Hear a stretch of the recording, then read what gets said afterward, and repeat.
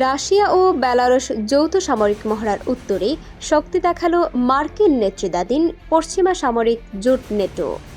পোল্যান্ডে অনুষ্ঠিত iron gate মহড়ায় অংশ নিয়েছে মিত্র দেশগুলো। লক্ষ্য পূর্ব দিক থেকে সম্ভাব্য আক্রমণ মোকাবিলা নিশ্চিত করা। চলতি সপ্তাহে রাশিয়া বেলারুশ যৌথ মহড়া জাপাদ 2025 শুরু হয়, যেখানে Bharat, Iran, Bangladesh, Burkina Faso, Democratic Republic of Congo ও মালি অংশ নেয়। এই মহড়ার জবাবে নেটো তৎপর হয়ে পোল্যান্ডে আয়রন গেট মহড়া চালায়।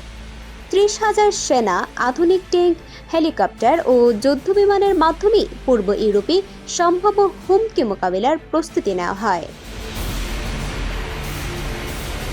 এদিকে রাশিয়া ইউক্রেনে হামলা অব্যাহত রেখেছে।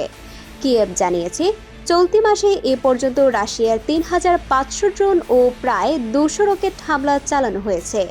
পাল্টা আঘাত হানছে ইউক্রেনও। রাশিয়ার জ্বালানি স্থাপনা লক্ষ্য করে হামলা চলছে। এ পরিস্থিতিতে যুক্তরাষ্ট্র ইউক্রেনের নতুন সামরিক সহায়তা পাঠাচ্ছে। $50 মিলিয়ন দুটি প্যাকেজে রয়েছে পেট্রিয়ন আকাশ প্রতিরক্ষা ব্যবস্থা ও হিমার্স রকেট। এছাড়া নেটো নেতৃত্বাধীন তহবিলের মাধ্যমে ইতিমধ্যেই $2 বিলিয়ন অর্থায়ন করা হয়েছে। অক্টোবরের মধ্যে তা 3.5 বিলিয়নে পৌঁছানোর আশা করা হচ্ছে। রাশিয়া বেলারুশ মহড়ার উত্তরে নেটোর শক্তি প্রদর্শন। ইউক্রেনে রাশিয়ার হামলার পরিপ্রেক্ষিতে যুক্তরাষ্ট্রের সামরিক সহায়তা, সব মিলিয়ে ইউরোপে উত্তেজনা ক্রমেই বাড়ছে। এই ধরনের গুরুত্বপূর্ণ আপডেট পেতে আমাদের সঙ্গে থাকুন।